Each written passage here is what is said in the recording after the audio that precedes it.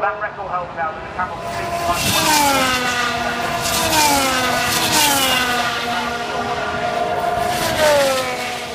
Hello everyone, welcome back to the Grand Prix Podcast. I'm Elton, this is Andy. Hello! As always, and we are here to do the 2017 Formula 1 season, mid-season review so far. We are halfway through the season, just a wee smidgen over that. Yes. And we are, I suppose we're gagging for a bit more Formula 1 action at the moment. Oh, I want me some Formula 1. Oh, I got the minutes. I need it, man. You got any of that Formula 1, man? Exactly, yes, exactly. I'm so desperate, I actually watched the IndyCar last night. Oh, wow. Yeah, that was a 500 miler as well. Good thing was Willpower won. I know no one else likes Willpower, but yeah, there we go. Screw you, losers. I really, really hope his dad's called Max. Well, yeah, I would say, oh no, I think he's Australian or New Zealand. I don't know. I don't know his nationality. I was going to say American, but that's far too obvious, isn't it? With a name like that. So, yeah, now that we've ruined all of them nationalities, I suppose. How are you anyway? How have you been filling your time away from the Formula One circus? How have I been filling that time? I've been kind of busy with that whole work thing I keep hearing so much about, which kind of sucks. But yeah, other than that, getting bits and pieces done, getting shit done, as it were. Good. In fact, yeah, that's about it. Building a proton pack at the minute as well, as you do. Oh, a new one. Oh, excellent. A new one. I will send pictures later. Okay, yeah, cool. Yeah. No dick pics, so not this time anyway. Aww. Anyway, moving swiftly on from that. So 2017. Initial impressions of the season so far. Are you enjoying this season more than you were last season? Yes, I am. Yeah, and I can say that unreservedly. Do you think that is down to the tinkering that they've done with these cars? I think it's partly that. I think the cars look a lot better. Just in they're lower, wider. They look racier, except for those stupid, billboards on the back of the fucking things, and those T-wings. But aside from that, I think the cars generally look better. What I'm finding though is, I don't know if it is because of those changes, the racing's more exciting. It's just a fact you've got multiple teams in the hunt now. You got Ferraris up there, Red Bull are kind of knocking up the door on a couple of occasions, and it's like that's good. It's not just who's going to win in the dogfight between Hamilton and was Rosberg last year or Bottas this year sort of thing. It's been genuinely interesting in races. I don't know who's going to win. Is it going to be a Ferrari? Is it going to be a Mercedes? It's that unknowing before I walk into the race, which is entertaining. Which is what we needed as well, wasn't it? Oh, we really did need it. I mean, it's never really fun when a team dominates, even if it's your team. It's just a bit, Well, yeah, if it is your team, it's fun for the first couple of races, and then you realise, hang on, no, this is what I was rebelling against last year, so... Yeah. I mean, even back in the day, great days of Ayrton Senna in the McLaren Honda. Great, the car won, 15 out of 16 races. But, yeah, there's a bit of thing. And Mansell in 92. It's just like, well, don't really need to bother showing up the weekend, That's right. Williams is going to win, and in Ferrari all the way through the early 2000s. Yeah. I do miss a bit of unpredictability, I suppose. Even though we have Ferrari winning and Mercedes winning and Red Bull have won a race this season as well, I suppose we go into every weekend with potentially one of 6 drivers going to win the race. That's true. And again, each of the drivers in those teams have the potential to win, which is exciting. Yeah. And they have history. They've all won races as well, which is really nice. Yeah. So yeah, give them a good weekend, and then yes, any one of them could actually win this race or any race whatsoever. Yeah, it depends if the car's set up for that circuit or if it's more inclined to be winning on that type of circuit that you're at that weekend. But I'm happier going into the weekends now. I feel last season sometimes it was good. I liked the tension in the Mercedes garage. But really that was great. But let's face it was a fucking soap opera. Yeah. It was literally, at the end of every race, you heard the old EastEnders do. Yeah, that's right. Yeah. But yeah, oh, fucking hell, trying out loud. Oh yeah, just in case. Warning, we do swear on here, so if you have tender ears around, or if you're, tender yourself, please turn it off or disappear or find another podcast that talks about Formula One, because we probably will swear and Jeff and F and all the way through this one. So I think we've already sworn through the opening bit, but we have jokes about dick pics as well. So yeah, forgot about that already. Yeah, so just be warned. So we did get some emails on our brand new email box at grandprixpodcast.com. So thank you to the people that have sent them through first off. We will get to them very, very soon. Where do you stand on your driver of the mid-season so far? Ooh, it's a tough one. It's not really a tough one. I know who I'm going to say, but we did get a note that we kind of need to be careful on our exuberant love of this particular driver. Yeah, how do we put this? We need to stop gushing about Fernando Alonso. That's what we've been told. And we understand. He can be a divisive figure, and we do gush a lot about him. Yes. And we promise we will try. All that being said, though, yeah, Fernando Alonso is my driver for the first half of the season. Because look, up at the front end, Vettel, Hamilton, Bottas. I mean, Bottas is up there as well. But at the end of the day, Lewis is still in, if not the fastest, I'd still say the fastest car. Mm-hmm. If anything, he's underperforming a little bit because of that. He's got a massive lead. Vettel, he's got the Ferrari working. He's got the entire might of the Ferrari war machine behind him. You expect that. Ricciardo is doing the best he can. All these people are kind of doing what you expect with a car where it is. But Fernando Alonso is, through sheer force of will, dragging that McLaren with that Honda engine to places it has no godly right being. No, that's right. Put it this way, he even dragged it around the Indy 500 and came damn close to winning. God, you Honda. But yes, Mr. Alonso is definitely my driver of the season. If you want more in terms of the front of the grid, though, I would probably put Bottas, given that no one expected him to really be anything of a number two to Lewis. And he's not only won races, but hell, he's within sniffing distance of the lead of a championship. So in that respect, doff my cap to him. Yeah, I mean, he's won 2 races. Lewis has won 3. Vettel's won 4. So yeah, Lewis has won 4. Yes, he has won 4. Yeah. I misread that, but still, my point is, Bottas is doing a damn good job. He's always there, picking up the points when he can do. So yeah, I think with Bottas, I am really pleasantly surprised with him. I thought he was quite a strong driver, but not. I don't know if he'd be able to lead the Mercedes on a charge. You thought he was a Nick Heidfeld, didn't you?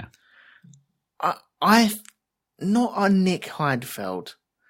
I don't know the closest driver to him. Maybe a Heikki Kovalainen, maybe. He'd win a race and then that'll be it. He'll disappear. And yet, throughout the season, he's steadily progressed. He's got himself into the team. He had a nice, steady first quarter of the season and won a race in that period. And then from then on, he's just progressed from that. And I have to doff my cap to him because I did not expect that. I didn't expect him to take the fight to Hamilton as much as he has. Yeah. And I mean, I think as a number 2 driver, he's doing a better job than any of the other ones. You know, Kimi Räikkönen. I don't know who you would describe as the number 2 driver in Red Bull, but between the two, I think Bottas he's quick enough to pick up the points. He's always kind of on it. He's winning races when Lewis can't, but he's not being a number 2 driver, if you know what I'm saying. He's just being a good, solid second driver. Whereas I think Kimi's so whipped at this point. It's just like he's a shadow of his former self almost. I really feel this season he's had moments. There's been glimmers of the racer he used to be. Yeah. But Ferrari just won't let him. Ferrari won't let Kimi be Kimi. And I think within Red Bull, I suppose, Ricciardo's still the number 1 driver. He's got, the lead car, if you will. And Verstappen, he's been plagued by unreliability. It sucks. It's just part of it. But, there's been a fair amount of impetuousness and a fair amount of whinging coming from him. And I know that's just frustration. It's just part of it. But, hell, he's only had, one podium? Max Verstappen this season? Oh, no, Max Verstappen. He's got 1 podium in China, and that is it, yeah. And, you just don't expect that from, from him. I mean, at this time last season, he'd had a win and 2 podiums by this time. 3 podiums even by this time last season. Right. So, yeah.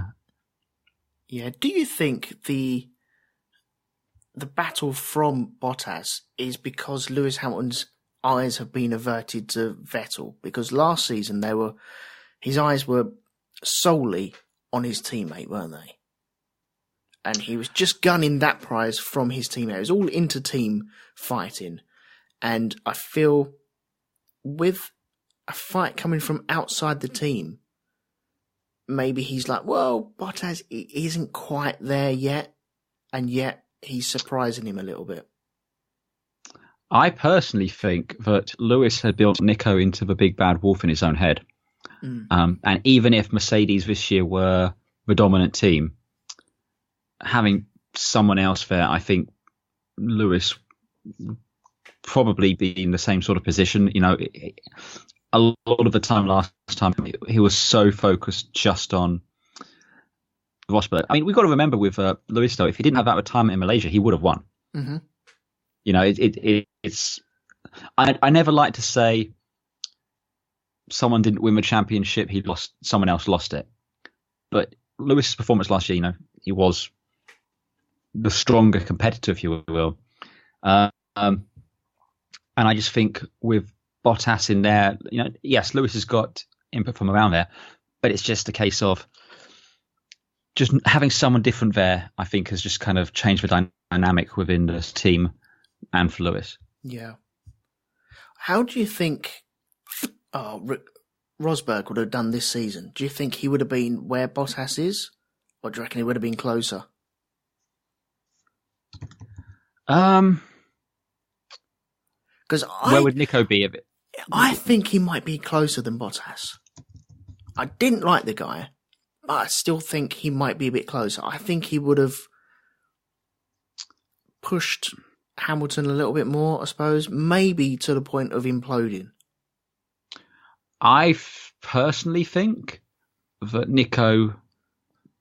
Oh, okay, if Nico won the championship last year and was coming in here as the world champion, I don't think he would have been as strong. Right. I think Nico reached deep down inside himself. And I think, I think if you go and look in his trailer, there may be some pentagrams and some, dark candles Dream dotted around the catchers. place, and that sort of stuff. There may be some sort of Faustian pacts Yeah. in play there. I don't think he would have found it again for a second season. I don't think Lewis would have allowed him to, in that sense of, it's. I just don't think it would have been, if he hadn't won it last year, he'd have been just diminished this year, and I don't think he'd been able to bring it back again.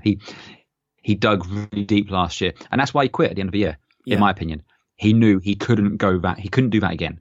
That was the deepest he could go. Yeah, and all that talk about I've achieved what I want to achieve. There How's that? That's better. You can cut that bit out. Nah, screw that. That stays in. All that.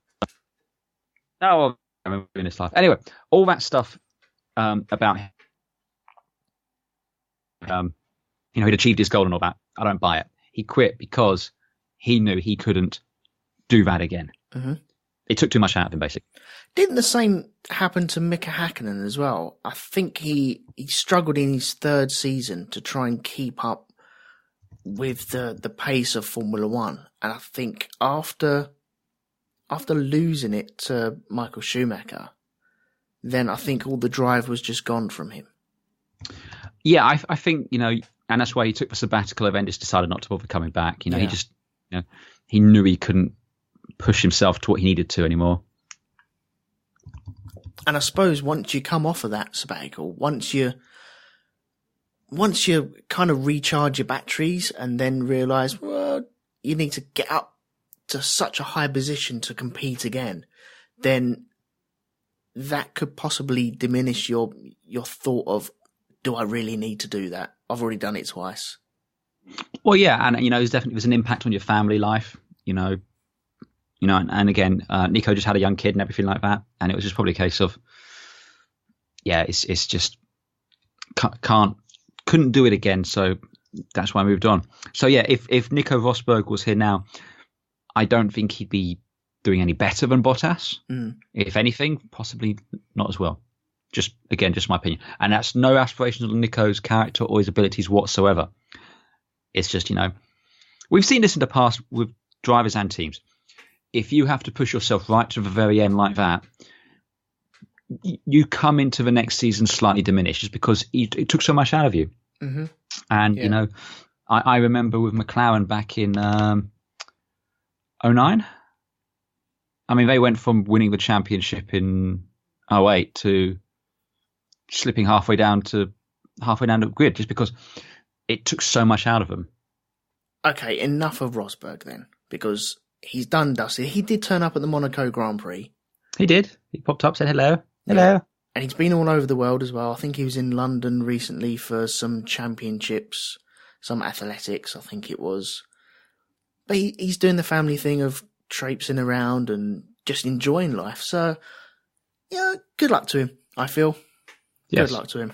One thing that did happen straight after the Hungarian Grand Prix, I didn't know whether we should have been doing this on the Monday after the Belgian Grand Prix, but I'll mention it now. Mm-hmm. Mr. Robert Kubica had a little test in the Renault and did quite well. There was a lot of people. There was Lando. Oh, I can't remember his name. I'm not going to go for the obvious one.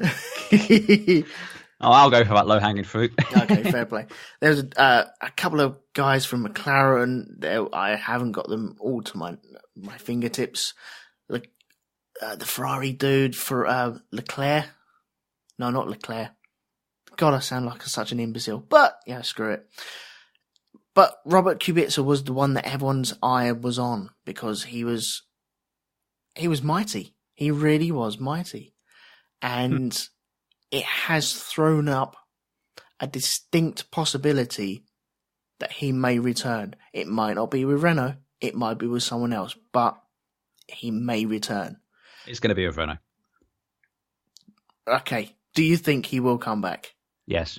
You honestly think we will see him? Will we see him this season or next season?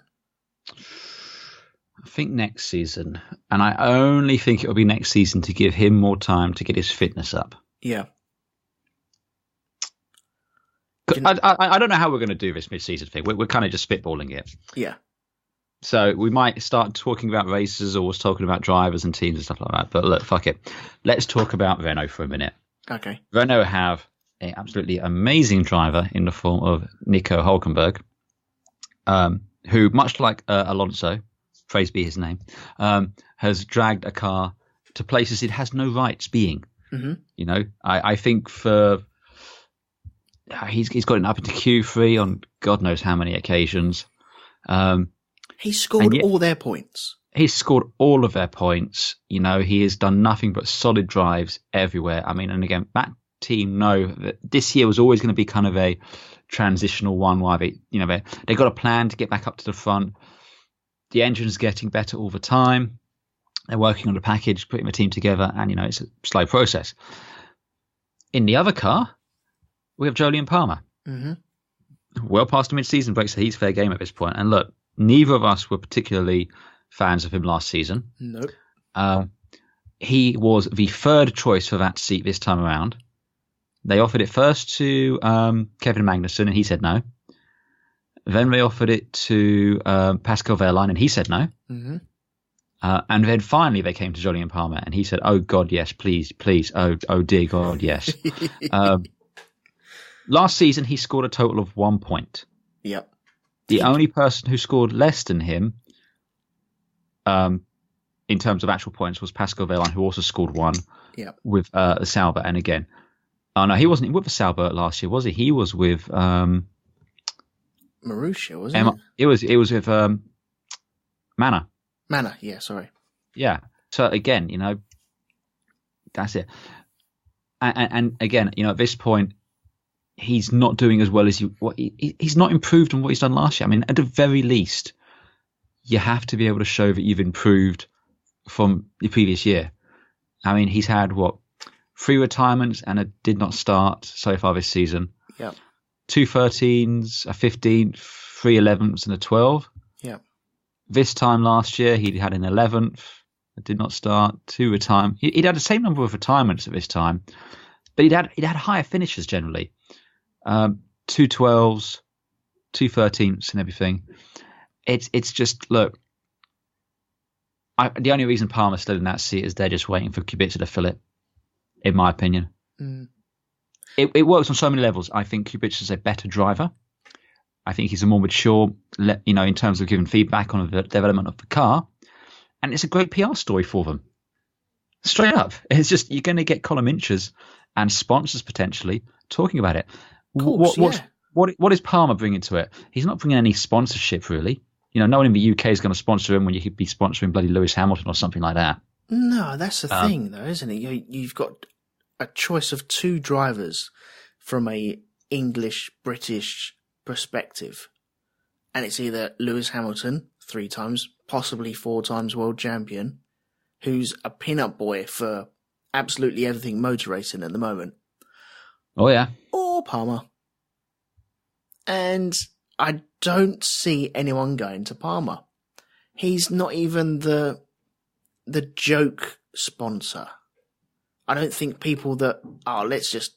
Do you remember when Damon Hill had Pizza Hut sponsoring him? Or he was doing the Pizza Hut adverts because I remember those, he'd screwed up.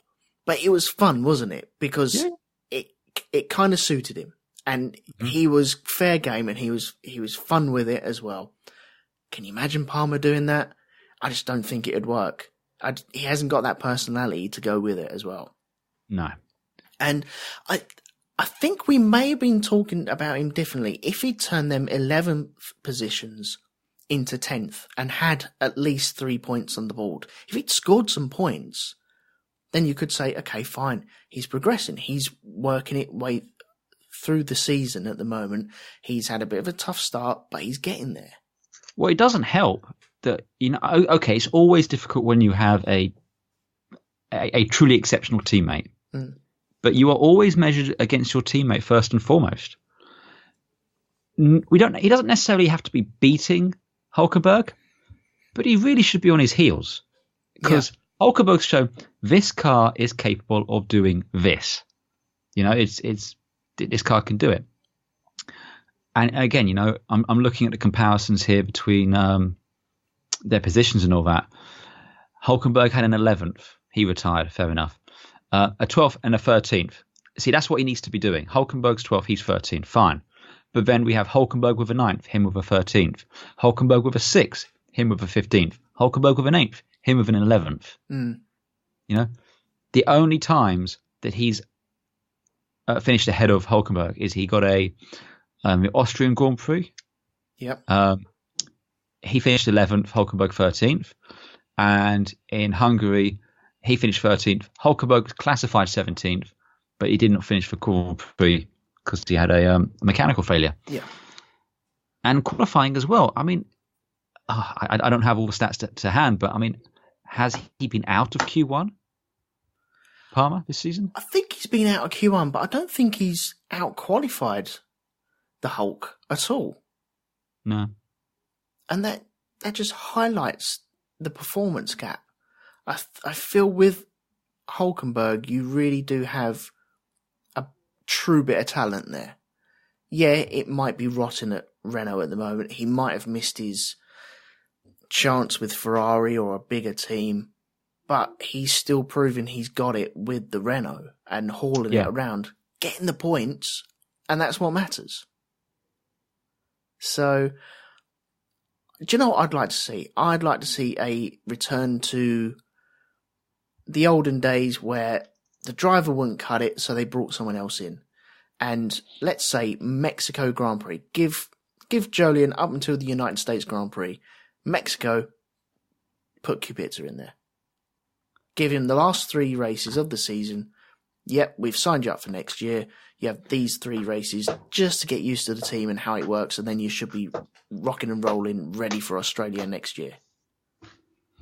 Oh, I'd do that. Hell, I mean, to be perfectly honest, at this point, if I was running Renault, I'd have given Jolyon his, I say, off your trot, mate, and I'd just spend the rest of the season just auditioning a new driver, different one each week. Why not? Yeah. Couldn't they even? I'm sure there's a million other drivers out there that would want to jump into that car, would love to jump into that car, and bigger teams who wouldn't mind handing them over for a little while just to see how they do. So, yeah, Renault, they really need to get their ducks in order, I feel. They need to... Jolyon is not helping that team. He's really not. He's not progressing it. He's not heading it up. And so that is just causing them problems. And it will cause them problems in the future unless they sort that problem out. So, I personally don't, I'm going to say it now, I don't think he'll be there at the end of this season. I reckon he would have gone. Yeah. No, I agree. Yeah. Okay. What other team should we go on to that we like to talk about? Can we do Toro Rosso? We can indeed do Toro Rosso. Yeah, because I feel that they have potentially 2 fantastic drivers. I think you're half right. Okay. We got Carlos Sainz. Yep. And Kvyat. Yes. I think when Kvyat's head is right, he can be a fantastic driver. He's proven that in Red Bull, but he had a bit of a comeuppance last year. Maybe it was a year or two too soon, but I still feel that there's something there. I feel that a team, maybe not Toro Rosso or Red Bull, can benefit from him, and he would benefit from another team. I still reckon Williams might be the way to go. Okay, so for me with Kvyat, last season, I was egging him on. I was like, yes, please, come good. Do you can do this. Get better. Do it. This year, though, who he reminds me of? He reminds me of Johnny Herbert. Do you remember Johnny Herbert had that big crash? Yeah. And when he came back, he was just never the same again. Right. And you could occasionally get those glimmers of the driver he could have been, but he was never the driver he was going to be before the crash. Kvyat, when he was booted out of Renault, it was a mental crash, if you will. You know, I think he went through all the emotions and, you know, it knocked his confidence in the same way a life-changing impact would have done, especially given how public it was. Well, it was embarrassing, wasn't it? Red Bull It was turned around embarrassing, and just said, and ta-da. you look at how well Verstappen did and how everyone was doting over him and all that sort of stuff. I don't think Kvyat will ever be the driver he could have been after that. I just think he's, I don't want to say damaged, but I think his confidence has taken such a knock. He just can't get it back, and now he's in a situation where he's overdriving. I just don't think he's earning his seat in Formula One in a minute. Again, especially when there's so much talent wanting to come up, you know, and it's just like, I don't think you're wrong in saying that he's damaged. I don't think you're wrong at all. Well, still, by my point, it doesn't sound. It's not a nice thing to say, but my point is, Carlos Sainz is legitimately a great driver who, if it wasn't for the messed up way Red Bull is done, and you know there's not enough top teams for him to go to, would be in a top team. He would be out there fighting for, you know, a championship. I honestly believe that would be the case. Kvyat, though, at this point, again, he's a Johnny Herbert. And again, I don't want to cast aspirations as Johnny Herbert. Love the bloke, great driver, even post with picture review. But still, it's he was never the driver after that crash, and I just don't think Kvyat. I mean, he's had 2 9th place finishes this year. Yep. Whereas with Carlos Sainz, he's had 1, 2, 3, 4, 5, 7 points finishes, and the only time he's not finished in the points, he's retired. Yeah, that's right. So again, it doesn't help when your teammate in the sister car is just dominating you like that. And at the end of the day, like I said before, you know, Red Bull have got a lot of young drivers. They've got to go somewhere. I was amazed he got the seat this year, to be perfectly honest. Yeah. Well, I think we were both amazed that Kvyat was still in Formula One this season, but it was nice to see. And I feel that they wanted to see, okay, if we let him go now, then what if? But now that they've seen what's happening, I still feel that there's a good driver there. I feel that there's a good Formula One driver, though. I think he needs to get out of the Red Bull bubble. I think once he's out of that bubble, he may develop. I think he may, but where's he going to go? And don't say Williams, because Williams are not going to touch him. Well, it's either going to be Williams or backwards, isn't it?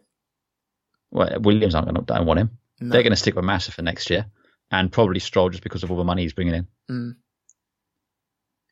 Well, it's not going to be Renault. It's not going to be Haas. Yeah, there's no one else. Apart from Force India, they're all secure, aren't they? There's no one else. Best thing he could do probably is go over to endurance cars or IndyCar or get out of Formula One for a bit. Do what Sebastian Buemi's done, and you know, John-Eric Verne, and you know all the other former Red Bull drivers. Go and win championships in other formulas. They are just as legitimate, just as exciting, better racing, quite frankly. And yeah, go and find your love of racing again. But I'm sorry, Danny, Formula One, I just think you're done with it. Yeah, possibly, yeah. Also, on Carlos Sainz as well, do you feel it? Okay, to me, it feels as if Red Bull are kind of sitting on their hands with him and just paying him away just so that no other team can have him. Because I feel Ferrari would snap him up. They would have him yesterday.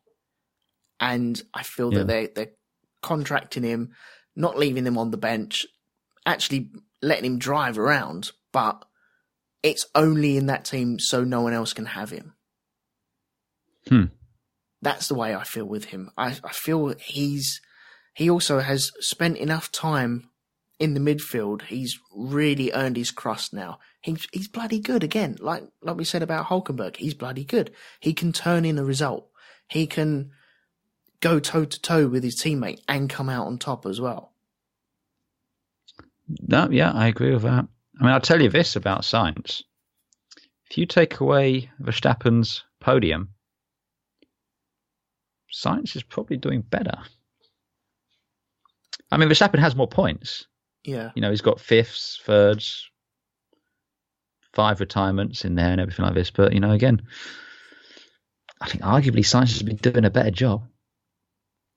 Do you not think that Verstappen's had a bit of a bad run recently? Well, I mean, he's had a bad run in terms of, reliability, stuff outside of his control, and that's fine. What's disappointed me with Verstappen is how he's reacted to it. He's gotten whingy. As if like he is, well, I was the Wonder Kid last year, so really I should still be the Wonder Kid. Don't forget me, I'm the Wonder Kid. There's that, and then, what we saw in, where was it? Hungary. That was impetuous, foolish, childish. Yep. Running into Ricciardo like that, and it's just like, and you could tell that all of Red Bull, it wasn't, oh my God, he did that. It's like, oh yeah, he's gone and done that. Yeah, do you know what? It was, wasn't it? It was. There was no shock or anything. It was just like, oh well, it's just. I didn't realise at the time, but yeah, Ricciardo coming on the radio and saying, "Was that who I think it was?" And you can almost hear the collective team going, "Yeah, it was." But don't look at him. I totally forgotten about that. Yeah. So, okay. Do you think that Max has got it in him to turn his season around? Because we have a nice season break, I feel absolutely. that any momentum you've built up, you can still take that on forwards. But it's also a good break to have, so you can re-energise, get your mind back in the game, and then see where you go from there on. So do you reckon he'll come good in the second half of the season? Well, he's got the potential to come good, yeah. And again, I think the break's good. He went really well at Spa last time out, didn't he? Ended up finishing 11th, but in qualifying he was mighty. I think it's just going to be a case of he's got to accept that every season's not going to go your way. Hopefully the Red Bull and the Renault package will be stronger, and he can score some good points. But he's got to, just get a little bit. I'm all for hard racing, absolutely, and his battle with Vettel was damn entertaining, but a bit less impetuous. Mm-hmm. Yeah, that's right. Okay, any other team that you want to talk about? Because we could go through them all. But... Well, we've started, so we may as well. Should we start? Let's start with Sauber at the bottom, I guess. Okay.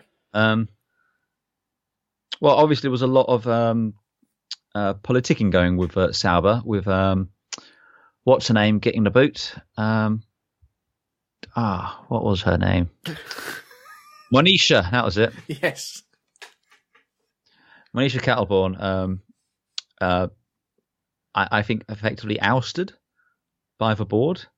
It did feel like it, yeah. They had new owners came on board with investment and everything like that, so there was like money. Yay, we can survive. But she'd managed to secure a deal with Honda for engines, so I can understand why the board were probably questioning her sanity. But how she kept that team afloat since BMW had left. Yeah. By sheer force of will, frankly. And there was this whole back and forth about what's his name? Is Ericsson getting preferential treatment over Pascal Wehrlein? And then Pascal was absent for the first 2 races, wasn't he? Because of he damaged his back from the Race of Champions. That's correct. Yeah. Yes. And we had Antonio Giovinazzi stepping in for him, who got 12. Yeah. Well, yeah, he got 12. I think everyone was sat there around going, "Well, okay, he got 12. Good run, excellent." Because Marcus Ericsson had retired in that race, in the first race, and then he went and planted it in the wall in China. Yeah. And kind of undid all that good stuff that he'd just built up, which was a shame. Mm-hmm. And me and you were both sat there going, well, is he that damaged? If he was in a Mercedes, would he actually be off for 2 weeks? I don't know. We were saying that, but then, and I think because a lot of people were saying that, he released some pictures showing him in a full bloody neck brace and spine thing, and it was just like, okay, so that might have actually been a lot worse than we imagined it was. Yeah, but Photoshop, everyone's got access to that nowadays, haven't they? I know. I still stand by. I think if he was in a Mercedes or something, okay, no, first race of the season, you missed that. Fine. I think even looking back at it now, even if he was in a Mercedes, I don't think he'd have raced the first couple of races. Yeah. But I'll tell you what, if he did that during the mid-season break, if Lewis Hamilton did something like that and turns up in Belgium like that, he's like, no, I'm racing. You know, come hell or high water, I'm in that fucking car. Yeah, turning up and at least publicly being made not to race. Yeah. Showing that, no, I want to be here. I'm here for the sponsors. I'm here to race, but the medical guys over there, they're not letting me race. So that's the reason why I'm not in the car. And yeah, just using the media to your advantage, I suppose. But yeah, looking back on it, maybe we were a little bit harsh on him, but yeah, it was fun.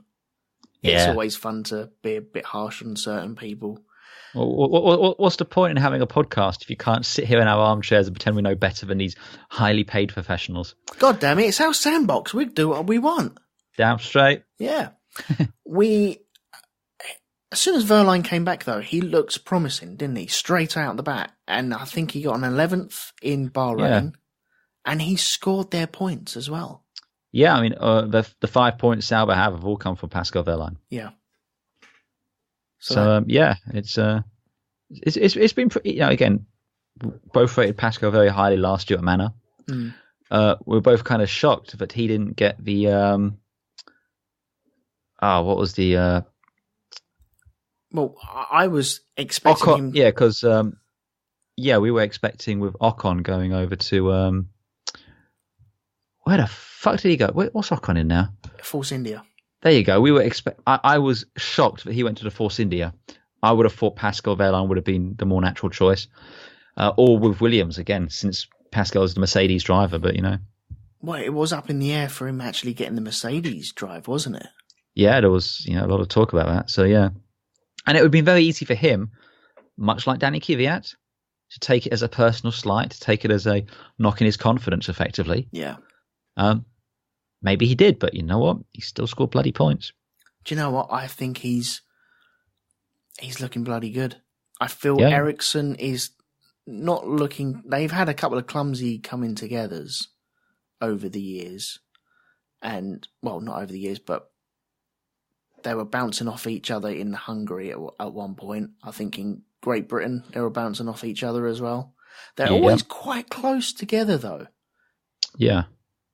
But it seems as if Verline does indeed have the upper hand on Ericsson, even though it was reported that Ericsson was getting favourable rapport in the team. So yeah, good luck to him. Well, good luck to both of them, but because they're in a very difficult situation, they could get to the end of the season and there not be a car there to drive. I don't think that will be the way. Well, I think now they've got a team. I mean, I think the deal, because they're staying with Ferrari, I think basically Ferrari are setting them up to be the B team. Yes. So I think Sauber's future's a lot better than it was. Honestly, wouldn't surprise me if we saw a Sauber Alfa Romeo badged car next year running the latest Ferrari engine. That'd be nice. That would be nice. Yeah, that'd be good to see. Yeah, just some different names in there. Be nice. McLaren. Oh, our favourite subject. McLaren. Let's steer clear of Alonso because we've spoken about him a million times. Although he did disappear from one race. Spoiler alert, we liked him. Yeah. But McLaren, they are now reaching performances that they thought they would be getting in their pre-season testing. Well done. Oh, Honda. I mean, again, last time out at the Hungarian race, Fernando Alonso set the fastest lap. Mm-hmm. Finished 6th. I mean, there are 2-point finishes. Yeah, basically, yeah. now at the halfway point, they are where they should have been in Australia. Yep. Didn't we say that last year? We did say that last year and the year before that. I'm sensing a bit of a pattern here. Yeah. Do you think that they'll push on from these point scoring situation now? Will we see McLaren in the points a lot more? We better. Yeah. I mean, look, at this point, I think, and again, it's been very difficult to be able to definitively say whether or not the McLaren chassis, was all the problem on Honda's side, or was McLaren also dropping the ball? Where was it? I think it's safe to say at this point, it's all on Honda. Yeah. It's just Honda have fucked up so utterly spectacularly. I hear Donald Trump wants to offer them a position in his cabinet. And Theresa May wants them to negotiate Brexit. That is the level of fuck-uppery we're talking about here. Oh, God. And so, yeah, it's Honda, biggest engine manufacturer on the face of the planet. That I don't, and again, the problem here is they came into Formula One conveniently forgetting about the period between, 1998 and 2008. Yeah. And instead thinking the last time they were in Formula One was in the 80s. And it's just like, in retrospect, really should have expected this to be the clusterfuck it was. Yeah. Although when you go back and watch the old races of the BAR and just the Honda team, sometimes they are surprisingly near the sharp end of things. Well, I mean, Button was runner-up in, 2003? I can't remember what one. But yeah, one year, basically, Button ended up being runner-up, or at least third place to Schumacher in the BAR. And it's just like, it was 2004. He finished third. Right. Championship. So, yeah, that was the high watermark for that stint of Honda's Formula One. But yeah, it's a very difficult, because again, what option does McLaren have at this point? Mercedes and Ferrari have both said they will not supply them. No. I think sucks, but fair enough. You can't force them to do it. Do they go with Renault? That's not exactly a huge step forward. So you may as well just tough it out with a Honda. There's a regulation change coming soon. There's always I think what they almost want to do is bring it in-house. Yeah, that is a possibility, but that's just going to cost them so much money. It's costing them so much money at this point, mate. Yeah, it is. I think you're right in saying that they're not going to get Mercedes.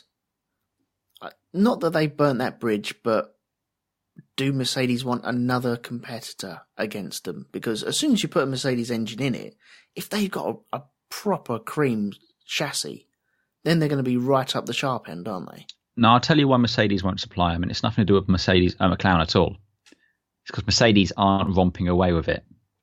If Mercedes were romping away with this, no one was near them. They'd be like, yeah, sure, whatever, we don't care. But because Ferrari have closed down on them so much, they're like, shit, we need to focus. We can't spend time, all the resources that would come from supplying my extra team, because there would be resources, you need engineers which would be going with the engine to brief them and stuff like that, prepping the engines, doing all that sort of stuff. No, all of that's just been ploughed into other areas of the team. So although in theory they have the ability to supply an additional team, it's to their benefit not to. Now, if they were, at this point of the season, let's say 70, 80 points ahead of the nearest competitor, and every race was down between Bottas and Hamilton, yeah, they'd supply them like that. Yeah. Okay, fair enough. I understand that.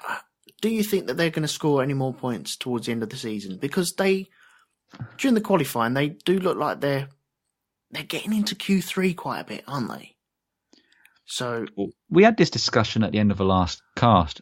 I think McLaren have the potential to become the fifth fastest team. I'm not saying they will, but I'm saying they have the potential. I don't think they can catch Force India, but I think it's not outside the realm of possibility they could catch Williams. Yeah, do you know what? It's only 41 points, isn't it? 2 good races and you're up there. Exactly. 2 real good races and you're up there. Yeah, and again, with Williams, Massa is pretty reliable. All power to him. Yep. Stroll's done a couple of really good performances. He's got a podium, so you can't fault him there. But we still need to see over the rest of the season, is he a Palmer or is he a Sainz? Yeah.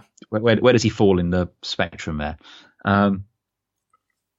It's too early to tell, really. But I think with McLaren, again, last time out, Stoffel got 10. We know Alonso is going. I'm going to drag that thing around. As long as Honda can sort out the reliability and get the speed that they keep saying is coming, and as long as these sodding penalties don't mean that they're starting back in the fucking car park next to your van, then yeah, I honestly believe McLaren have the potential to be the 5th best team, best of the midfield, apart from Force India. That's fair enough. I'm just going to break away from this to just go through. We had 3 emails on our new email. Which we completely forgot to do at the beginning like we were going to. We did, yeah. So I'm going to break away, do these very quickly. You know what you need to do? Go on. You say, box. Okay, that is now the jingle. Well done. Yay. We had one from Michael, and he said, you got problems with your audio. So the first email we got was, you got a problem with your audio on the Hungarian Grand Prix. Something went wrong with the upload. I don't know what it was, but it's all been sorted out now. So that should all be good. So thank you very much, Michael, for A, testing our system, and B, letting us know what was going on. Who else do we have? It's fixed now, by the way. If you re-download it, it works. Yes, it definitely does. We had one from Marco, who said he just caught the Hungarian Grand Prix. He's really enjoying it and finds what we say entertaining, and he is now subscribed. So maybe he's listening to someone else's show and accidentally subscribed to us. I don't know, but thank you very much, Marco, for that. And we had John Bailey. He emailed us, and he does have some points that we should really address. He says he loves the show. His thoughts are the standout for me over the first half of the season are Valtteri Bottas, very impressive and consistent. Daniel Ricciardo, very good for the sport and a great personality and attitude for Formula One, which I totally agree on both of them, actually. Yes. Likely to win the championship. He says Vettel, boring but likely. Lewis is the fastest, but a bit inconsistent. We'll talk about that in a sec. Mm-hmm. The future of Alonso and Verstappen have me captivated. Prediction, Max to Ferrari and Alonso to Red Bull, or staying at McLaren. Kimi is over. Attitude is down and he's likely to be on his last hurrah with Ferrari. Ocon is impressive and I think he has a long future in the sport. Kubica to return to Renault, Palmer out. Thanks for the great entertainment. So thank you very much, John, for that. Yes, thank you, sir. Thank you to everyone who fed back. Oh, yeah, definitely, yeah. And if you do want to in future, we will, if you want to just send us a quick, brief email, just like that, that is absolutely perfect, before we record, which is normally Sunday evening of the races, possibly Monday, but if you get it in for Sunday, then you'll get it in. If you send it over to box@grandprixpodcast.com, and then we will endeavour to read them out on the show. So, his thoughts first. He says, we all agree with Valtteri Bottas, we've already said that. Daniel Ricciardo, good for the sport? Oh, absolutely. I mean, for me, I rate him as one of the best drivers out there. Great personality as well. Yeah. He's such a lovely, smiley bloke. We're done with the shoeies though, mate. Honestly, it was funny for like 5 minutes last year. Yeah, 1 or 2, maybe too many, but I think he said in some pre-race talks about he was done with it, but people were making him do it. So yeah, when you win, just say you're a big boy, Daniel. If they want to make you do something you're not comfortable doing, you can just say no and go and speak to a responsible adult. Go see Charlie. Charlie will tell them off for you, okay? Exactly. Point on the shoey where they touched you. No, I didn't say that. Damn. Okay. Likely to win the championship, he says. Vettel. Boring but likely. Do you think that is likely?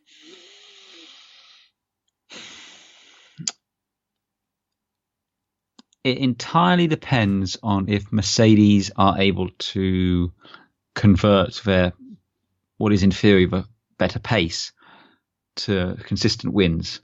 And we don't get into a situation where Lewis and Bottas are stealing points from each other. Mm. I think Vettel has the advantage in that the entire might of Ferrari is behind him. But I think Mercedes will have the stronger package. Right. So, yeah. Straight up, I don't know. I honestly just can't call it. Between any of the three, I would love Bottas to win it. Love Bottas to win it. Yeah, I don't think he'd be great for Formula One just yet. I feel that we kind of need... Is it because he is Finnish and because the Finnish have this level of emotional register, and every time you speak to them at all times, I'm ecstatic that I've won the championship and it is the greatest joy of my life. I'm now going to go and make love to my beautiful wife and, live in my mansion with my 17 yachts. It may be that, but we all know that one of my favourite drivers ever is Finnish. So I just feel the championship and Formula One as a whole, you need a good guy and a bad guy. And I feel whatever way you look at it, Lewis Hamilton and Vettel fit that bill. You say that, but again, you got a good guy and a bad guy, and yet at the last minute, third man comes through and just yoink. Yeah. It's 2007 all over again, man. Yeah, I could dig that. Okay. There was a Finn who did it then as well. Yeah. He does say Lewis is fast but inconsistent. Do you find that he has been inconsistent this season? Because I get where he's coming from. Yeah. Oh, I mean, again, if you just look at the scorecard, as it were, sort of thing, we had a run of 3 podiums and a fourth, a win, 7th, a win, a 5th and a 4th, a win, a 4th. Yeah, I just feel that he needs... I don't want to say he's got to get his head in the game. I think the head is fine. I think it's just more of focusing a bit more, perhaps, Mm-hmm. When it was against Rosberg, he knew what his focus was on. It was just across the garage. That's what it had to be. Now he's kind of like, is my focus on Vettel or is it on Bottas or is it I don't know. We'll see. Yeah, we'll see. Okay. Max to Ferrari. No. Okay. Alonso to Red Bull. No. Alonso staying with McLaren. Well, again, where does he go? I can't see him going to Ferrari. I can't see him going to Mercedes. He's not going to go to Red Bull. I mean, him going to Red Bull goes entirely against the Red Bull philosophy. They want to bring young drivers, their own drivers, up through the ranks. I mean, hell, I think the last time they brought in a driver that wasn't a Red Bull driver, I say with inverted quotes, was Mark Webber and David Coulthard. Yeah. Yeah. Ever since then, it's been their own drivers. They're building up a program, and their demographic for the sponsors, it's young, upcoming, that sort of dynamic they're looking for. So yeah, Alonso just doesn't meet that. I feel with Alonso, the last nail for him in the coffin was when Vettel decided that he was going to Ferrari, and then he was kind of underhandedly moved out of Ferrari. And I think that showed that from now on, Alonso doesn't just get to pick where he wants to go. If he had the choice, I feel he was making waves at Ferrari just to get a better deal and get them to buck up their ideas a little bit, but without actually leaving the team. And Vettel turned around and said, yeah, I want Ferrari, and then swooping in there. Alonso had to find a new way of finding another team instead of... he had to turn it around into a news story that, oh, yeah, well, I want to go back to McLaren. But, yeah, okay, you didn't choose that, though, did you? That wasn't your first choice, was it? Well, I think his first choice was Mercedes, and I think I think two things. I think, firstly, Ferrari was going through a huge amount of upheaval and change. Maybe he just sort of writing on the wall there with, the team principal and, Luca De Melo and everything going out like that. Maybe he saw that writing on the wall and was just like, I'm getting out of here before this shit goes Pete Tong. But I think his plan was to probably just sit at McLaren for a year or two until a seat opened up at Mercedes. Yeah. Yeah, it could be, yeah. Or he bought into the hype about the Honda. Again, Honda speak a very good game. And again, on paper, it makes sense. You cannot win a championship in a customer team. No, that's true. It's true. Yeah, I just feel Alonso was outmaneuvered. Now, well, we've spoken about this in the past, but look, pretty much ever since he left Renault, he's done fucked up with his choices. I put a large amount of his blame at his manager. Who is his manager? Is it still, what's his name? It's Flavio, yeah. Flavio Briatore. Yep. Right. I thought he wasn't. Yeah. Okay. Yeah. Okay. Right. What else? Kimi, is he over it? Do you reckon he's on his last hurrah? I think he's signed for next season, isn't he? He'll stick around solely because Vettel likes having him there, and he'll circulate that car relatively quickly. Yeah. I think what might be the death knell is if Vettel wins the Drivers' Championship but Ferrari lose the Constructors' Championship, then they might say, you know what, we'll just buy you out of your contract. Yeah. Yeah, that makes sense, because that's what they want, really, isn't it? Yeah. Especially if Liberty Media get their way and Ferrari lose their I'm a special snowflake bonus. Oh, that's gonna really hurt, man. That is really gonna hurt. Bless their little cotton socks. Yeah. But we're Ferrari, we deserve more. Fuck off. No, you don't. No. Ocon has been impressive, yes. And Kubica to return, Palmer out. Yeah, we've already said that as well, haven't we? So, there we go. Mm-hmm. McLaren, we've already done McLaren. Haas, pretty much quite quiet, really. I think the most that we've heard from Haas is Grosjean moaning about brakes. Yes, there's been a lot of that. But I will say this about Haas. They have managed to avoid the trap that often happens with new teams of going backwards. I mean, they had a massively impressive kickoff last year.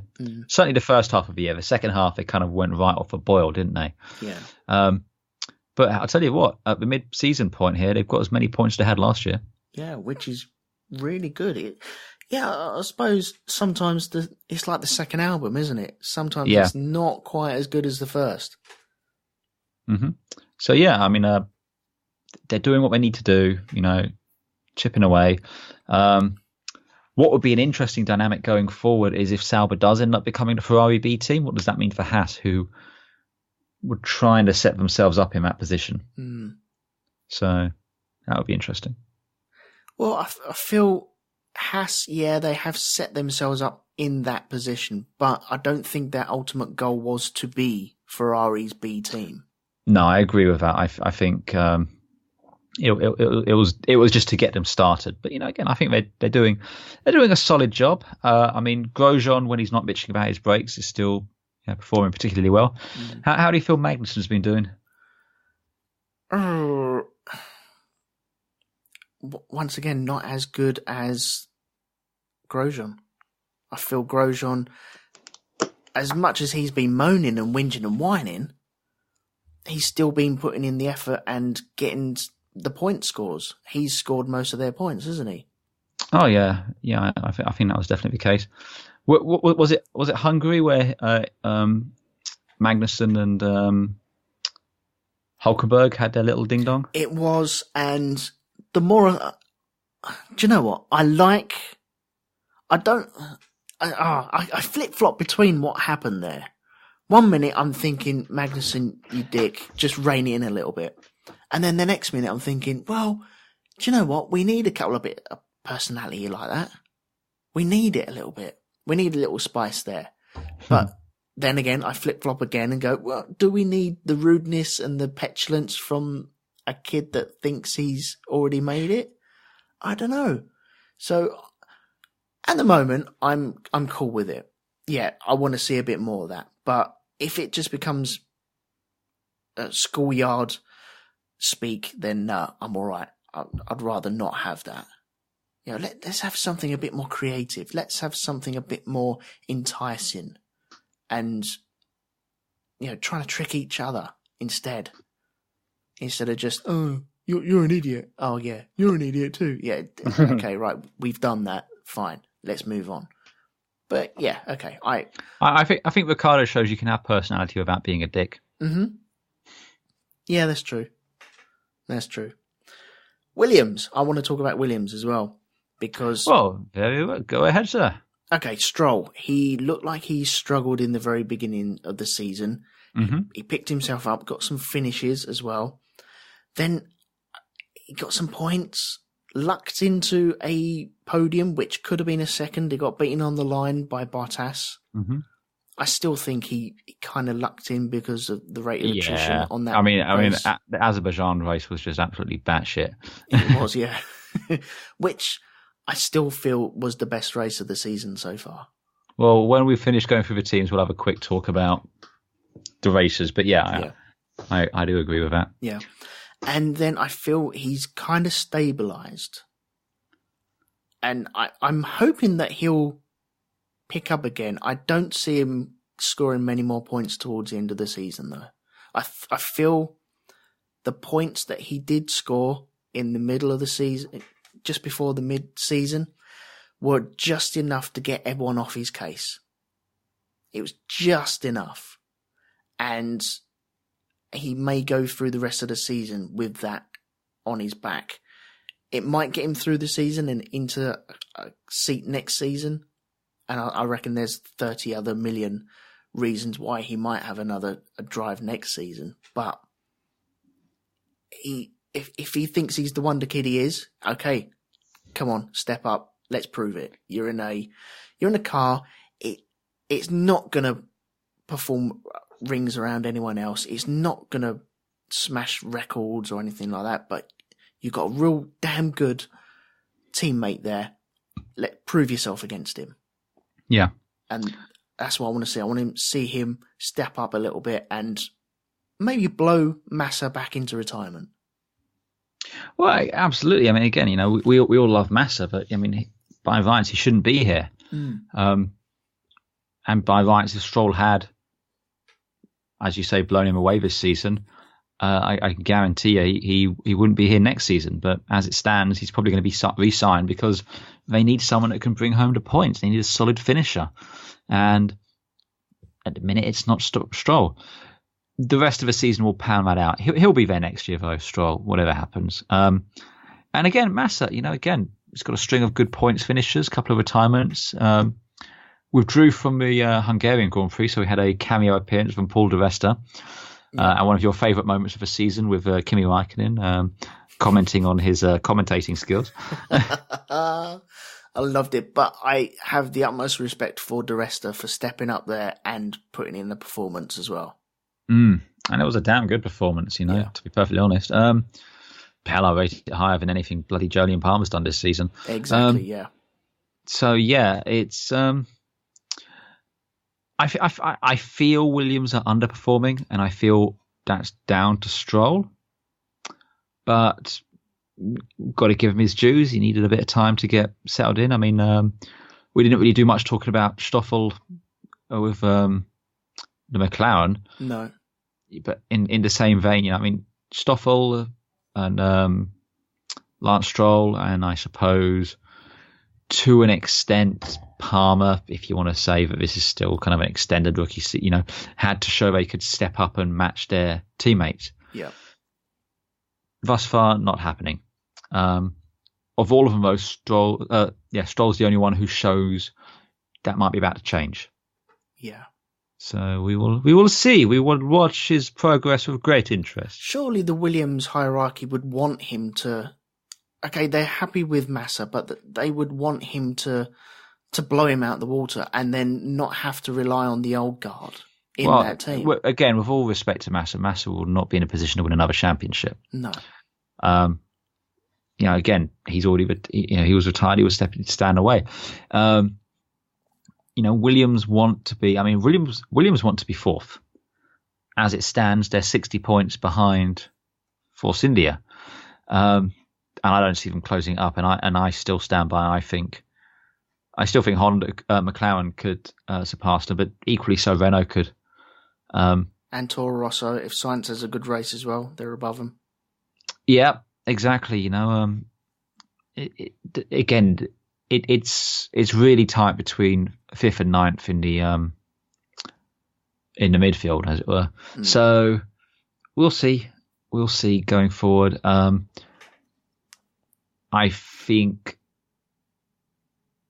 just think Williams are still slightly under. I mean, was it 2015 where they were like suddenly really quick again? They were shit hot.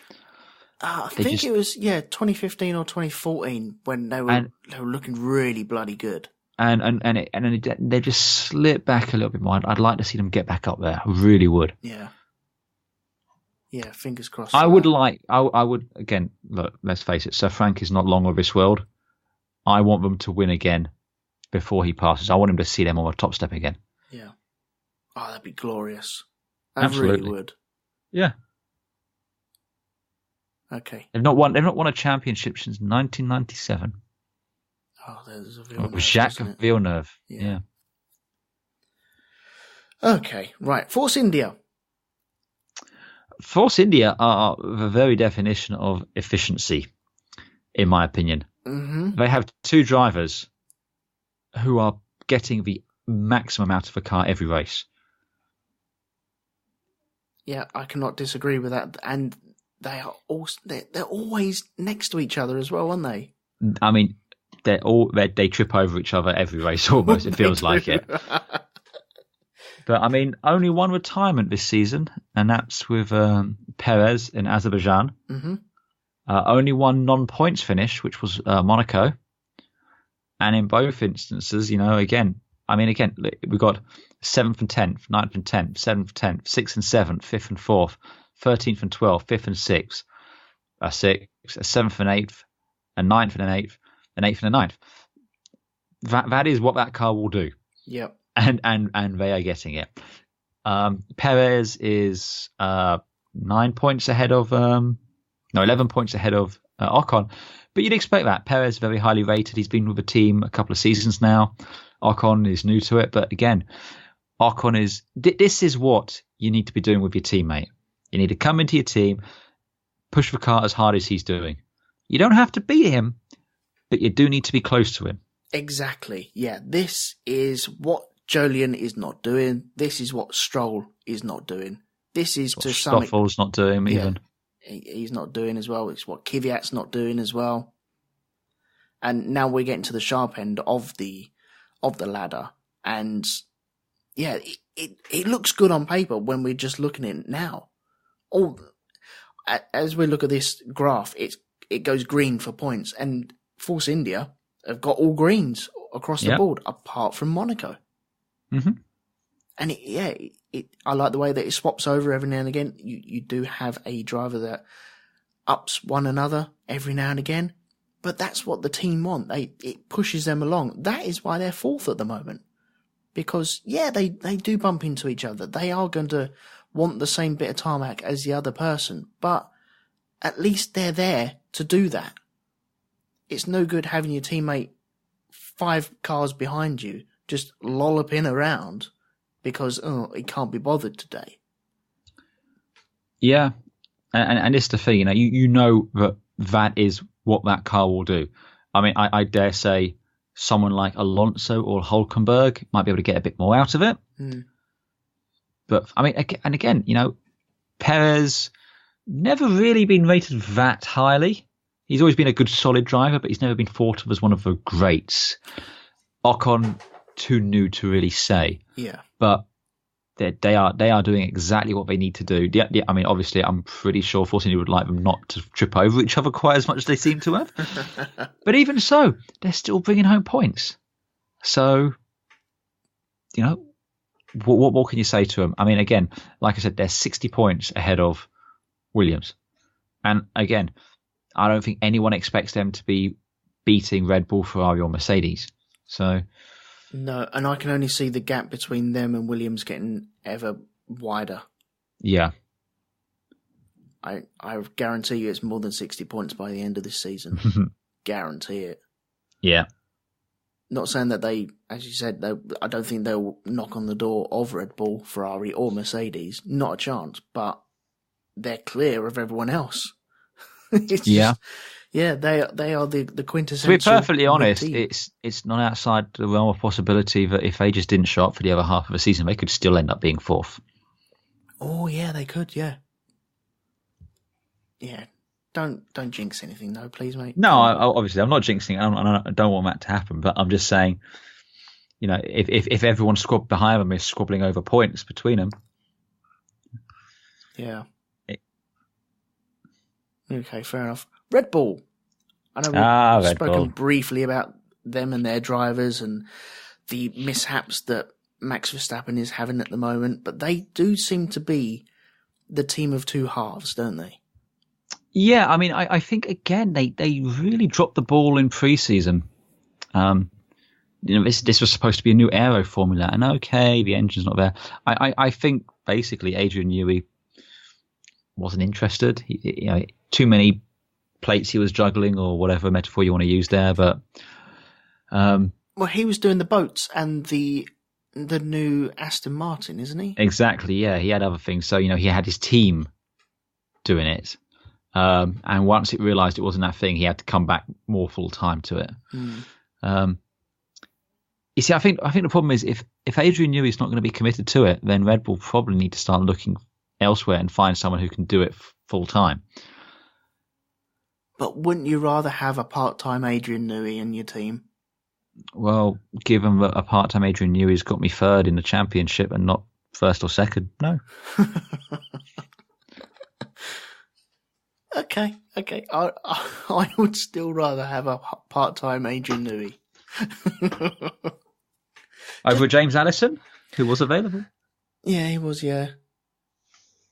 Yes. Well, yeah, Ferrari is still second, though.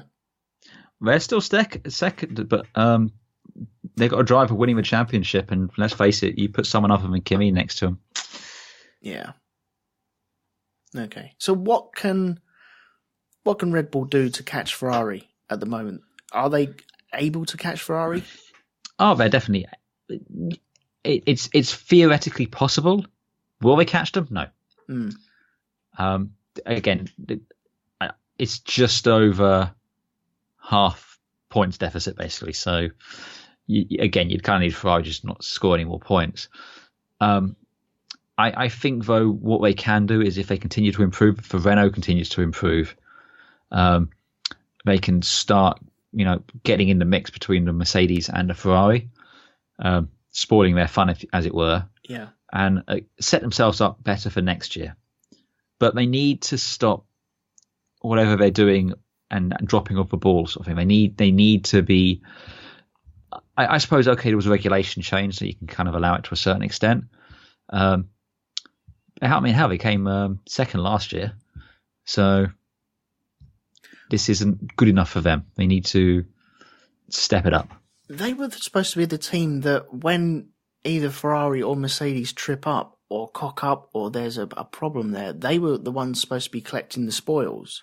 Yeah. And I think last race in Hungary where you had Lewis being backed up by Bottas and then let through again, they should have been there to jump on that and spoil their party on swapping the places back. They should have also been on Ferrari's heels when Vettel was having his problem with his steering wheel. Yeah. They should have been there snapping at their heels, but they're not. They're not quite there. I reckon there's one more win in that car this season.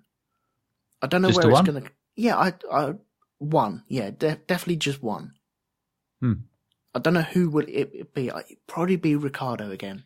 Well, I mean, I'm just looking from last year. So last time out, they had a second place in Spa, second place in Singapore. They had a win in Malaysia, podiums in the USA, Mexico, and Brazil.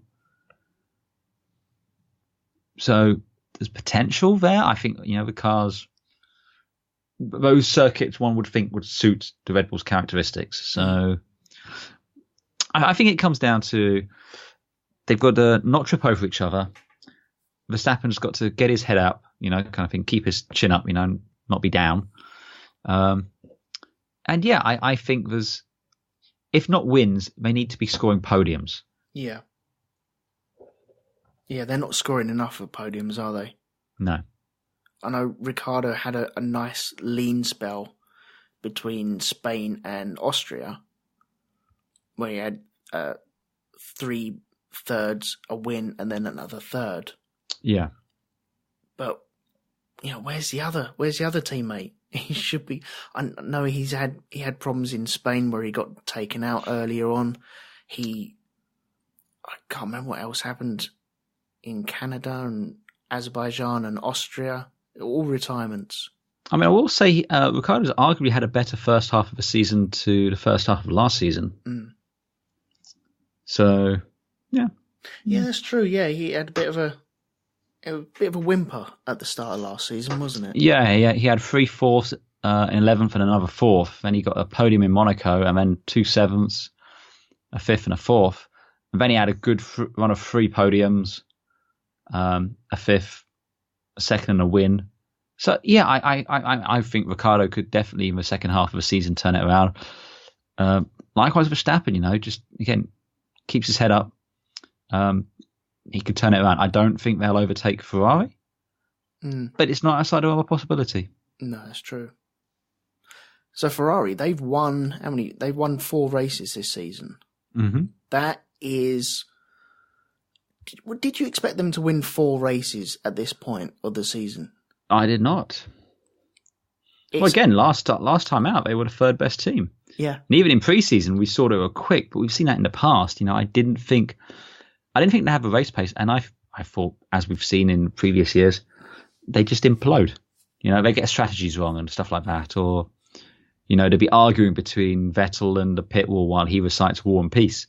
But we've not seen that. They've taken his books away from him, which is good. Yeah, there was a period between Monaco and Hungary. There's 4 races without them winning a race. And I thought after Monaco, okay, maybe they might go on the downturn. Mm-hmm. And you might not see any more wins. So they've won more races than I expected them to. I thought he might get more second positions, or Ferrari might get more second positions than what they have at the moment. But yeah, they have surprised me. I thought they might come out the gate hot, and they did. They won the first race. Mm-hmm. And I thought they might taper off. I was worried that they might taper off. And when we had the spat after the Monaco Grand Prix where it all kind of went quiet, I thought, okay, that's it. They're tapering off. Mercedes are now going to pick up the ball, start getting 1s and 2s on the board, and that's it. The season is over. But I feel this Hungary win that they've just had, and it's a 1-2, remember, as well. And it's their second 1-2 of the season by looking at the other one being Monaco, yeah. Yeah.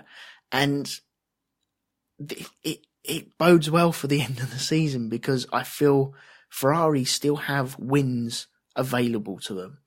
I don't think Mercedes are going to win all the remaining races.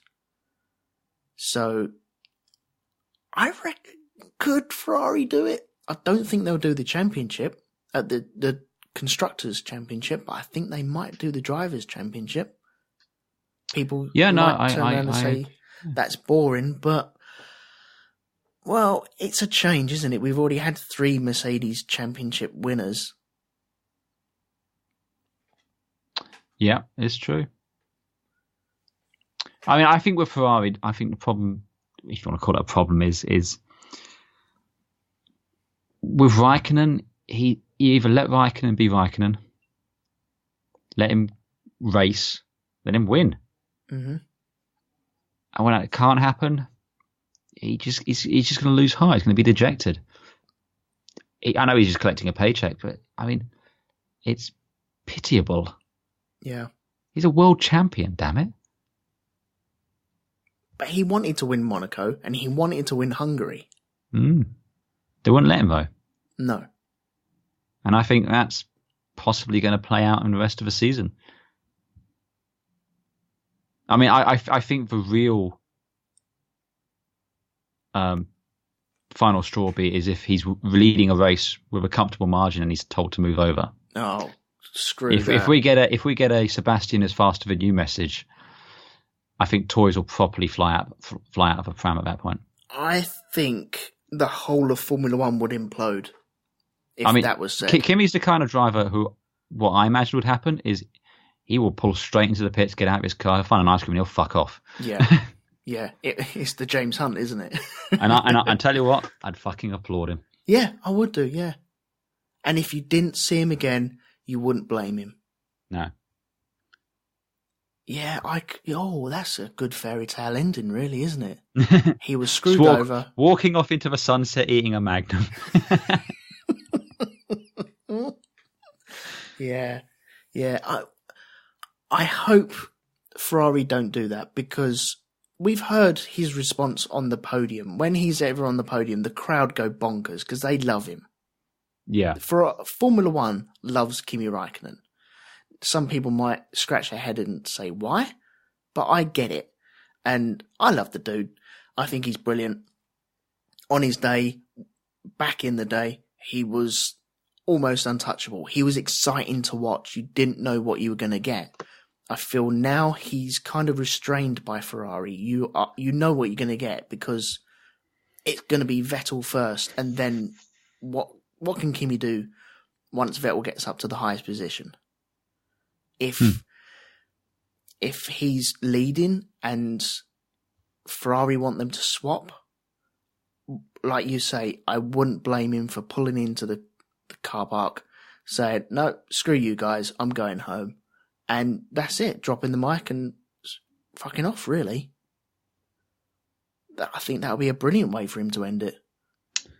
Well, we'll have to see. But yeah. I kind of want him to do that now. Yeah, me too. Do you know, in Italy as well. Oh God! Oh wow! Yeah, he's leading. Vettel's second. They ask him to swap, and he's like, "Do you know what, guys? You could have a second here, but nah, I'm off." Or just doesn't. He finishes second, doesn't appear on the podium, and that's it. He's had enough. He's off on his bike. He's gone. Mm-hmm. That will be brilliant. Never to be seen again. Good luck, sir. I can't imagine any other driver doing it, apart from maybe James Hunt. Alonso? No, I don't think he would now. No? No, he wants to race more. I think Kimi would be like, nah, do you know what? I've had enough with Ferrari. Well, that's very true. I mean, Alonso desperately wants to get another championship. I don't think Kimi just wants to win races. He wants to race. Doesn't care about the championship, and I think that's one of the reasons why he might be a good fit, in theory, for Ferrari. But if you're not going to let him win races, you're going to have a problem. Yeah. Especially if that car is winning races as well. Oh, yeah. Yeah. Okay, so it moves on to Mercedes then. Oh, yes. Would you say it's the best pairing in Formula One at the moment or not?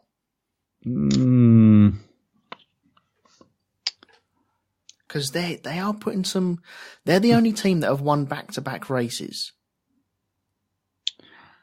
We are the only team that's won back-to-back races. I think the best in terms of ability for both drivers is probably Red Bull. Yep. I think the best in terms of both getting the maximum out of the car is probably Force India. Yep. But in terms of having the best overall package of fast car, two fast drivers, both capable of winning the championship, then yeah, it's definitely Mercedes. Right. Yeah, they are. I know I've already said it earlier on, but Bottas has impressed me. In Hungary, Lewis Hamilton really impressed me with his attitude towards the team and his teammate as well. That did no end of good in my eyes. Absolutely. Although, I'm going to add a caveat to that. If he brings it up even once for the rest of the season, I will lose all respect for him for it. What about... You don't do the good thing Yeah. and then use it as a crux. What about at the end of the season, though? Is he allowed to use it then? Yeah, look, if he gets to the end of the season and he's saying the only reason Vettel won is because I gave back that place, then no, you can't do that. Right. You cannot now use that as your excuse. That's not your crutch.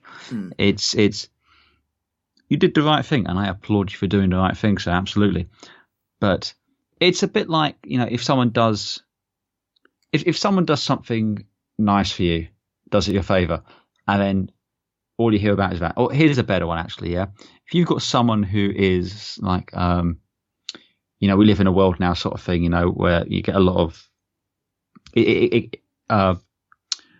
you get people who go out there and say, we're allies of like LGBT and stuff like that, and feminists and everything like this, but you make it all about you. Yeah. It's not about them. It's about you and how good you are as an ally. Yeah. That's what that would be like. And I have no patience whatsoever for people like that at all. You're going to do the good thing, that's great, but don't expect you pat on the back and say, well done for you. Aren't you a little fucking, miracle?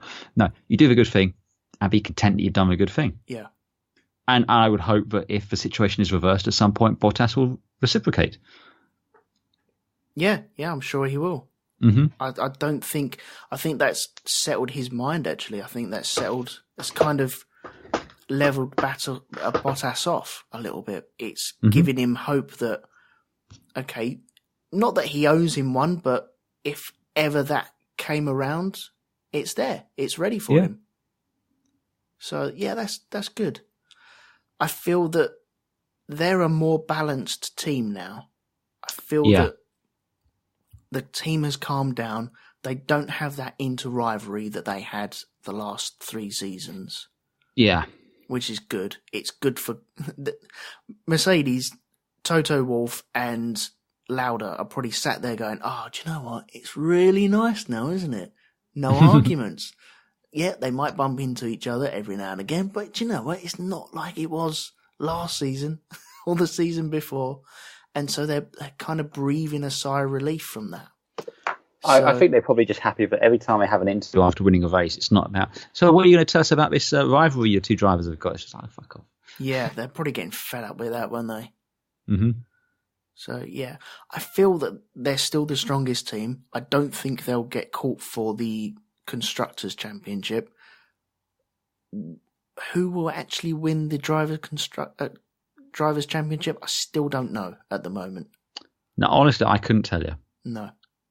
We've got 2 drivers with 4 wins apiece. It's pretty bloody tight, isn't it? I mean, I think it's between Vettel, Hamilton and Bottas. Mm-hmm. Unless we see a massive upturn from the Red Bull, then it's possible Ricciardo could be in the hunt as well. But, I mean, we've got to talk about Renault going to have to find something pretty special. Yeah. But yeah, of those 3, any one of the 3, I can see it doing it. I think it's going to be close all the way through to the end. Mm-hmm. Yeah, no, I can tell you who I want to win. I've already told you who I want to win.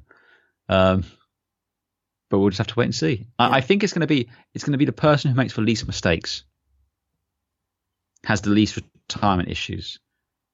That's the person that's going to win. It's not going to be necessarily who wins the most. It's who's pulling in the good second places, third places, the good points finishers. Right. Because again, bear this in mind. Of those 3, only one of them's had a DNF. I'm just going through it now. Yep. Okay. Yeah. Gotcha. I I don't want the championship to be decided on failures, as I think some people thought last year was.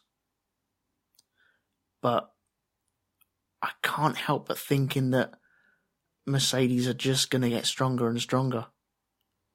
Sometimes it does depend on what Lewis Hamilton turns up on the day, doesn't it? He might not have had Oompy Boompy that weekend, and so he turns up at the race and he's like, well, do you know what? I'm not feeling it, guys. Really not feeling it. Let Bottas get it. I can't be bothered. And I'm not saying that he does turn up like that, but when it's not going right, you just get the hint of, not that he can't be bothered, but it's just not going my way, so I can't turn it around. Yeah. And yeah, we do get that with Vettel as well. And he is the sulkiest bastard ever. Oh, God, yeah. We know Didn't he get in trouble for not turning up to the pit, to the paddock at one point? Who's this? Was it Vettel who got fined? Or was it like, I know someone didn't go to the pen after the race and got fined for it. It was Verstappen, wasn't it? Right, yeah. Yeah, but yeah, Vettel, we all know he's a moany sod. And when it's going right for him, he's all smiles. And when it's not going right for him, he's a bit grumpy. I suppose they all are like that, aren't they? Maybe I'm speaking out of turn, but the only one the only two I can ever really think of who, if they didn't lose, it wasn't the end of the world, is Ricciardo and Jenson Button. Yeah. Yeah, they kind of smile it off, don't they? Well, they're like, okay, I've had a bad day in the office, but you know what? I still got to drive a Formula One car. Yeah. Yeah, the only time I feel I saw Daniel Ricciardo really got the ump last year at Monaco when he lost that race. That was, I didn't want to be anywhere near him. That's the only time I never wanted to approach him. Oh, I'm pretty sure after he got back to the paddock after the Hungarian Grand Prix, you probably want to keep your distance too. Yeah.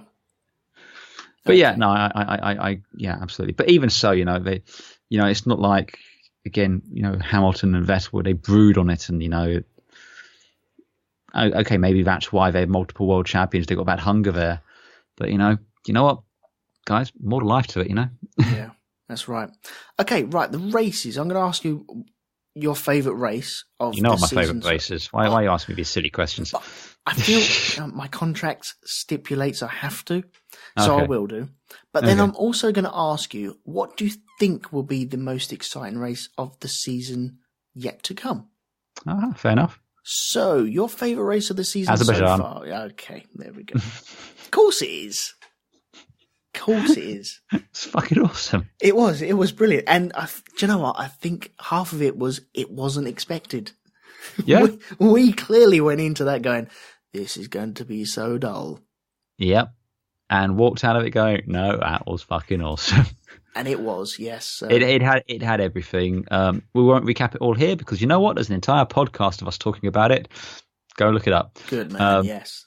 But yeah, honestly, Azerbaijan, that was probably the most fun I've had watching a Grand Prix in God knows how long. Mm-hmm.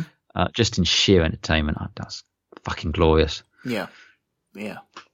Mine is Azerbaijan as well. Mm-hmm. Granted, I went to the Grand Prix at Silverstone this year, but I feel that my experience of actually having it live in front of me were tainted what I would have felt if I was watching it on the TV. So I really can't comment on that. So, but yeah, Azerbaijan was clearly the best race so far that we've had. Mm-hmm.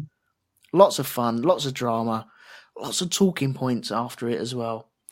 And Daniel Ricciardo winning. What more do you want? I suppose on the flip side, we should probably ask you, what's your least favourite Grand Prix of the season? Oh, okay. Probably the Russian Grand Prix. Yeah, I'd say Russian Grand Prix. It's kind of bloody dull, isn't it? Yeah, okay, Bottas won. Well done. You broke your duck. It's still dull, though. Really fucking dull. Please go away, Russia. Not Russia. No, I didn't say that. Russia, come back. But Russian Grand Prix, go away. We don't want you. What about you?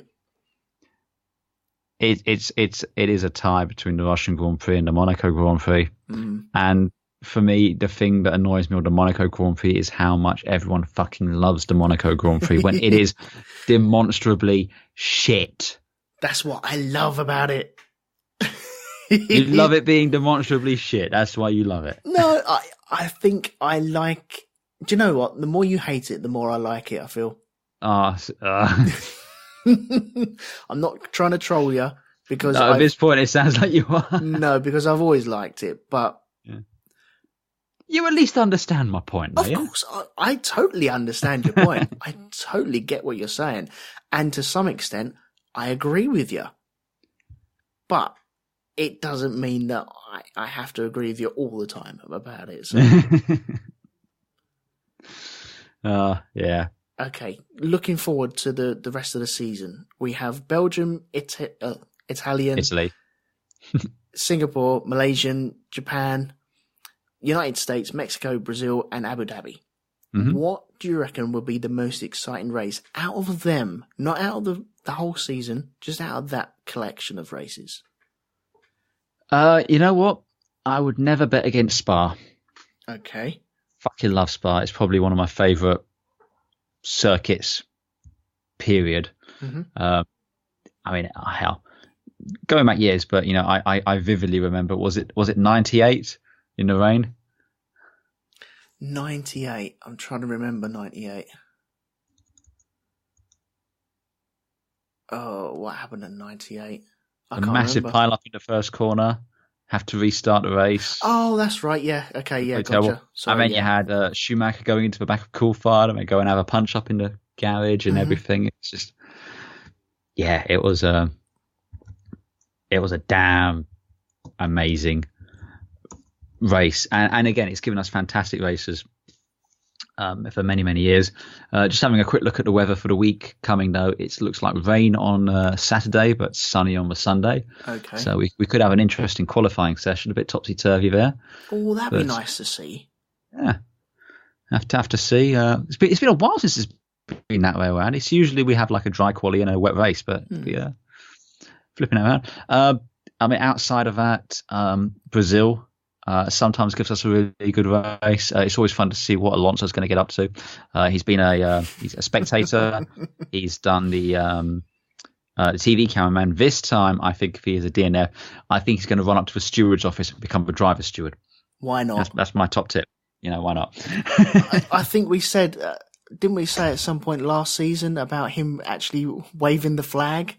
Yeah. Him starting the race and then waving the flag. Why not? He's like Formula One's very own Mr. Ben. Exactly, yeah. And I wouldn't change him for a second. Yes, gush in. What about yourself? Okay, the remaining races, I feel Brazil will be the most exciting out of them lot because it is a proper old school go-kart circuit. Oh yeah. You can have a dull Brazilian Grand Prix, but 9 times out of 10, you'll have a really good race. I feel that it'll be coming towards the end of the season, so everyone will be either chasing for their lives or their future or the last scraps of any points whatsoever. Mm-hmm. Dignity, maybe even scrapping for that as well. But I feel you can get a bloody good race there. Last season we had a wet race with Vettel spinning around, lots of other cars spinning around as well. In seasons before that, we've had wet races, dry races, all different conditions, and loved them all. And I feel that it has the potential to have a cracking race there going into the season finale. So yeah, Brazil will be hopefully a highlight. And what one are you looking forward to the least? Out of the remaining ones? Yeah. Italy. I can totally see that. 100%. Italy, it's the history, yes, brilliant, thumbs up. Ferrari, Tifosi, brilliant, thumbs up. I've got no problems in that. Everything that goes along with Italy and Ferraris and Formula One and the cathedral speed. But it's a bit dull, isn't it? So what you're saying is Monza's your Monaco. Yes, I would say that, yes. It's a bit dull. No, I could totally see that. I even agree to a certain extent. But for me, with the race we got left, probably going to go with Abu Dhabi. I like that circuit. I don't mind the circuit. I don't like where it is in the calendar. Mm. I don't like how it's usually not the most exciting race, especially if it's a title decider. I just feel that it's an all right circuit, but, it should be up at the front end. It should be like after the Bahrain circuits or something like that, Go Australia, China, Bahrain, Abu Dhabi. Do you feel that if it wasn't the last race on the calendar and it wasn't nigh on a championship decider, then it'd just be another dull race? Yeah. Yeah? Pretty much. And the grandeur of the title decider kind of hoiks it up a little bit. It just feels artificial. It just seems to me like they paid extra to make sure they were the last race on the calendar. Mm. And honestly, it wouldn't surprise me in the slightest if that was the case. I mean, it makes no sense not to do it at the front end when they are in that part of the world anyway. Because then you go, the last flyaway races, you got Singapore, Malaysia, they're next to each other. Japan, it's easy to get to. USA, Mexico, Brazil. You got your stuff over there, and then you got to fly all the way back over to Abu Dhabi. Yeah. It just doesn't make sense in that respect.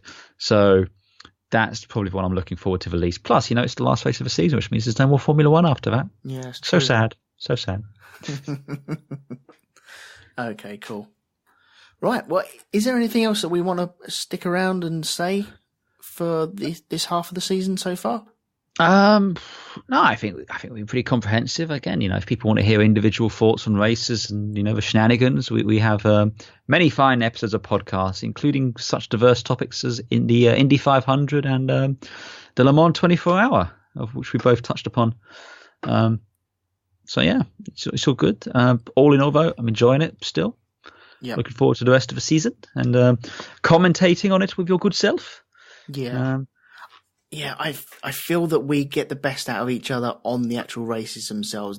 These can be a bit tricky where you're trying to remember exactly what's gone on. But yeah, I feel like we gave him a good episode for this. So, onward and upward for the rest of the season, I feel. Oh, yes. Cool.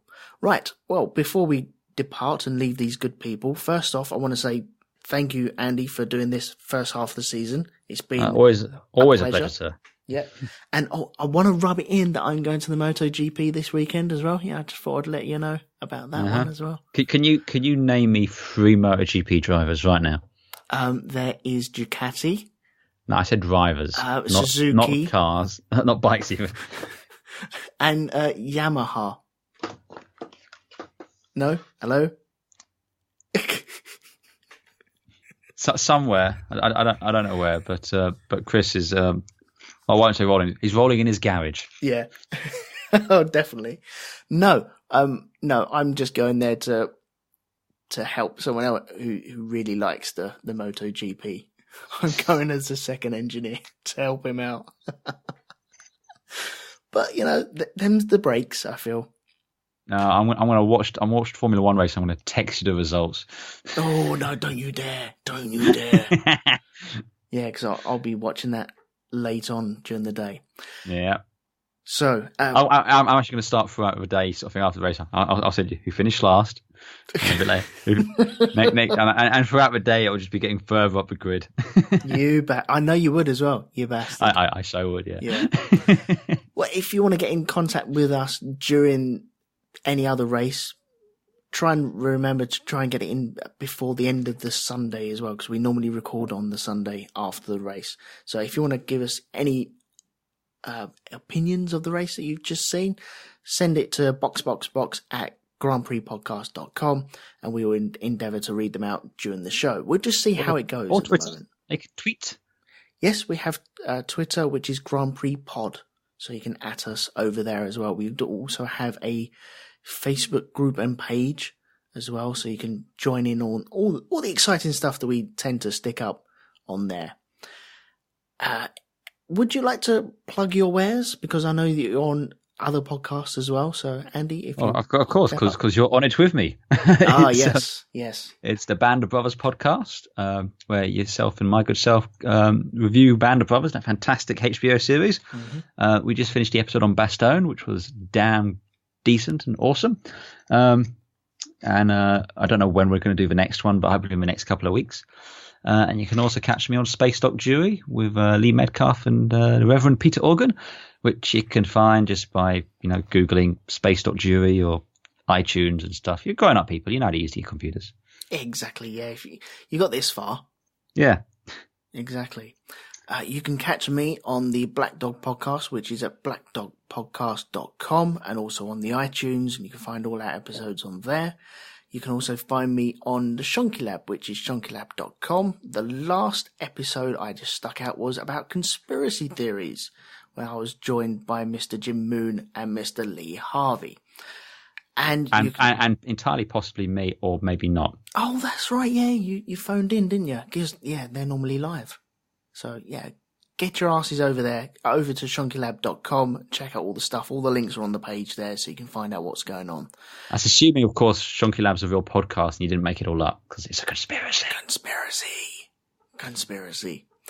And I think that's around about it, isn't it? I'm sure there's something else, but no, I think that is it. So, thank you to everyone who's joined us so far. Thank you to all the wonderful emails that you sent in. Thank you to all the wonderful reviews that we've had on iTunes and all the other places as well.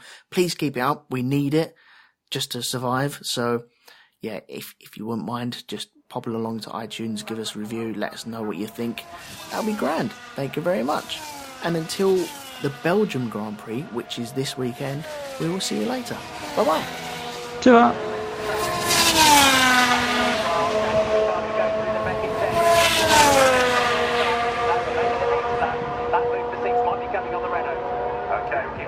Especially if Oliver has got a problem, because 2.8 has become 1.9 in the space of a lap. So that's going to happen, isn't it?